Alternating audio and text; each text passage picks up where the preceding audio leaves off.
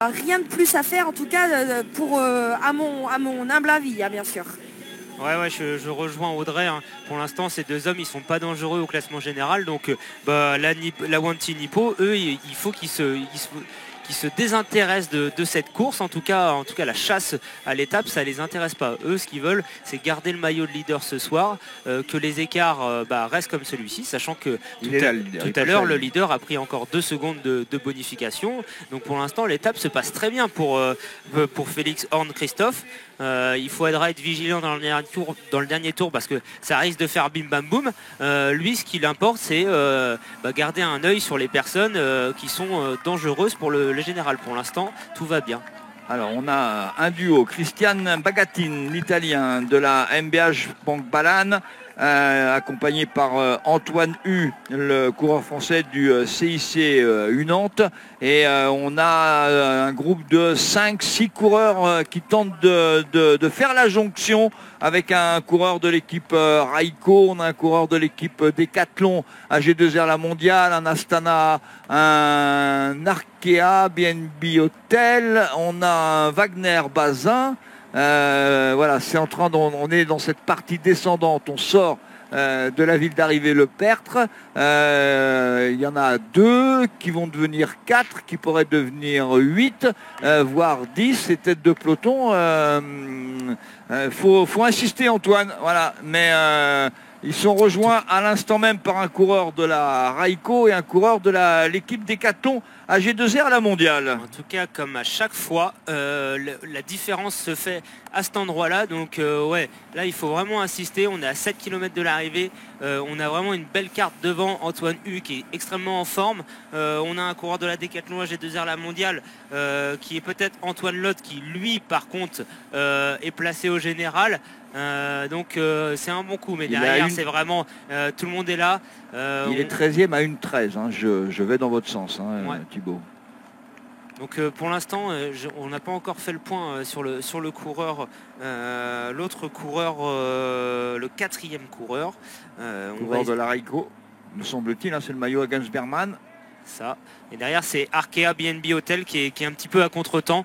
On a entendu tout à l'heure Swan Glou, hein, qui disait qu'ils allaient être offensifs aujourd'hui, qu'ils espéraient rentrer ce soir avec une victoire. C'est eux derrière qui roulent et qui vont ramener certainement ce peloton sur ces 4 hommes.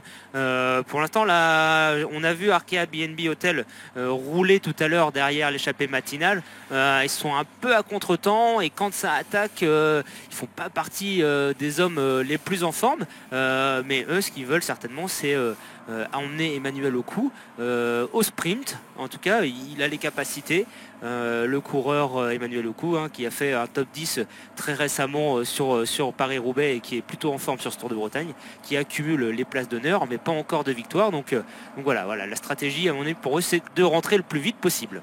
Ouais, mais c'est pas facile. On est bien organisé là dans le quatuor. 4 hommes à l'avant, peloton juste derrière. On rappelle, hein, c'est la fin du circuit. Il reste 5 km 700. Il restera cette longue ligne droite en faux plat spécifique ici sur le circuit des 2 provinces, puisque c'est comme ça que s'appelle une course organisée à Le Pertre. Et on a beau voir et apercevoir l'église ou le clocher, c'est quand même une arrivée qui est particulière, hein. C'est pas un sprint si on a un regroupement, ça sera pas un sprint massif traditionnel. C'est vraiment réservé à des coureurs qui savent sprinter mais qui sont un petit peu punchers quand même. Ouais, tout à fait. Alors c'est un sprint d'homme fort, c'est un sprint de moelleux comme on dit, ou un peu à l'arrache, hein, parce que on est en fin de course avec le peu de force qui nous reste. Un coureur, un sprinter qui a l'habitude de sprint massif plat, je pense pas que ça puisse passer. Il faut vraiment être un sprinter puissant et quasiment avoir des atouts, comme tu dis Thierry, de puncher. Allez, voilà le groupe de 4. On retrouve Antoine Hu qui sent que ça revient un petit peu en roue libre, accompagné par, effectivement, on l'a dit, vous l'avez dit Thibaut, Antoine Lotte, le coureur de la Decathlon, Il est bien classé au général Antoine Lotte. Il est 13e à 1,12 avec le petit jeu des bonifications. On a Christian Bagadin, le coureur italien de la MBH Bancolpac Balan. Et on a un certain, c'est peut-être ce qui explique aussi qu'on ait voulu revenir, c'est Jesse Kramer, le coureur de l'équipe Raiko avec le genou bandé qui montre qu'il y avait une chute. C'est pour ça que l'équipe Lidl Trek vient de revenir. Alors n'oublie pas, on va savoir si Matteo Milan est là dans l'équipe Lidl Trek, ça lui correspond parfaitement, mais je ne suis pas sûr qu'il soit là, Matteo Milan. Il manque quand même beaucoup de monde dans ce peloton. C'est Jacob Sodervich qui en met une.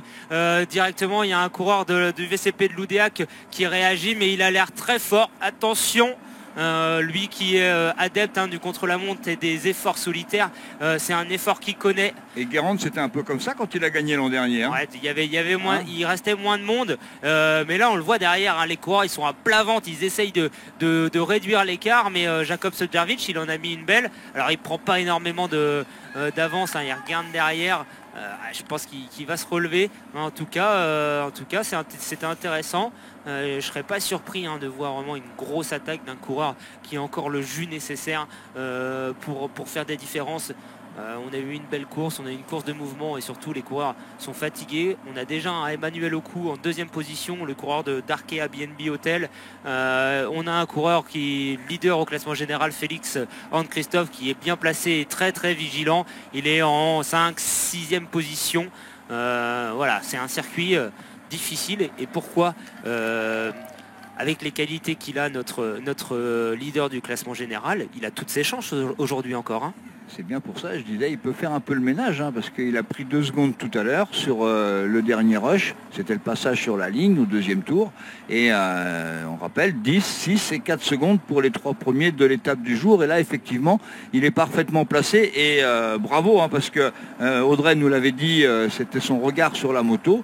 Mais l'équipe Wanty, elle fait le boulot, l'équipe Wanty, avec Elmar Abma, parce qu'ils sont venus, quand ils ont vu que c'était le vainqueur de l'an dernier, ils n'ont pas voulu le laisser sortir. Jacob Soderquist qui montre qu'il est peut-être un petit peu moins fort que l'an dernier. Ouais. Ça, c'est aussi quelque chose qu'on peut remarquer. Et regardez à droite de la route là-bas, qui est-ce qui arrive? Encore un coéquipier de la Wanty, va tout donner. Elmar Abma pour emmener un leader. Regardez comment il est serein avec son maillot de leader au milieu de la route.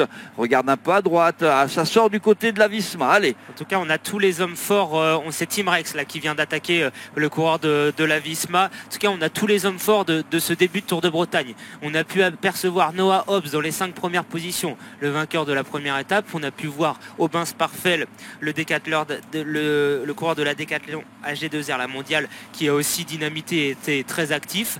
Voilà, on a vraiment les coureurs les plus forts de ce Tour de Bretagne. On a un coureur de la Arkea BNB Hotel qui vient prendre la roue de Team Rex. Je crois que c'est Swan Glou. Swan Glou, quand il était amateur, il a fait 2e ici au circuit des 2 provinces. Donc voilà, il connaît ce final. C'est l'équipe IF qui est en train d'essayer de revenir. L'équipe IF pour bien sûr Noah Hobbs, le coureur britannique qui a été leader, on le rappelle, de ce Tour de Bretagne. Il est là en 3e position du peloton. On aperçoit le leader, vous avez tout à l'heure je parlais d'Elmar Abma, son coéquipier à la Wanty Nippo. On l'a vu s'écarter, terminer.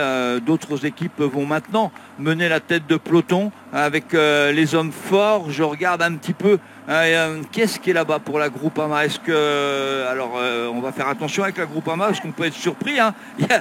C'est pas forcément le sprinter qu'on attend. C'est vraiment un sprint spécifique là. C'est même, je sais pas si on peut parler. Il faut vraiment être très costaud et échapper en tout cas le coup de force terminé là pour l'équipe. On voit pas beaucoup, mais on aperçoit un petit peu de bleu avec le casque de bleu et jaune. Ronan Auger, c'est aussi un sprint pour lui aujourd'hui.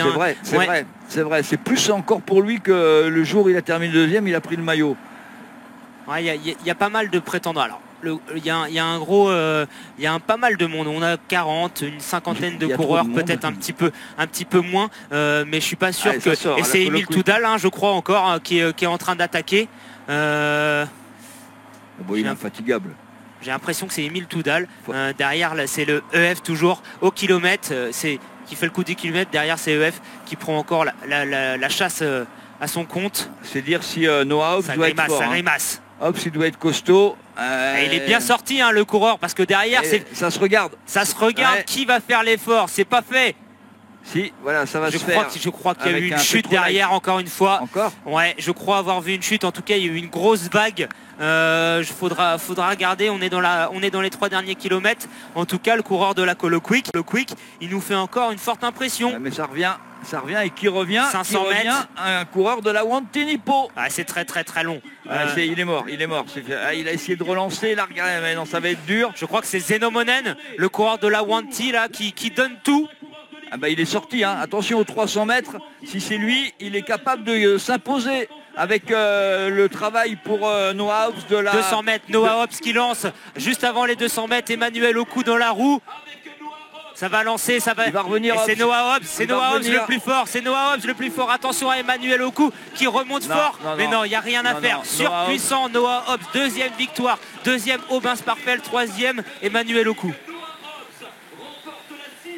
Voilà, deuxième victoire britannique pour l'équipe EF. Il peut remercier son coéquipier qui a fait un boulot fantastique dans les 3 derniers kilomètres, même s'il lui a manqué un petit peu, mais il était fort. Noah Hobbs, il savait qu'il était très fort, et Noah Hobbs qui s'impose pour la deuxième fois sur ce Tour de Bretagne. La première fois, cela lui avait permis de prendre le maillot de leader. Aujourd'hui, ça ne sera pas le cas parce qu'il a perdu beaucoup de temps. Il y en a un qui fait une bonne opération. Si on confirme bien la deuxième place d'Aubin Sparfeld, on est d'accord. Ce matin, il avait 18, oui en plus il a un maillot distinctif, il avait 18 secondes de retard sur Félix Horn Christophe. Il termine deuxième, donc prend 6 secondes de bonification, ce qui veut dire que ce soir ici, à Le Pertre, il est à 12 secondes de Félix Horn Christophe. Alors vous allez me dire, ça va donner de la bagarre demain parce qu'il y a des sprints bonifs. Ça va être passionnant la dernière étape. Le Tour de Bretagne n'est pas joué, mais c'est un grand breton. Voilà, un homme fort. L'homme fort, très fort aujourd'hui. Il a raison, avec les 2 pouces, ça fait 2, c'est ça.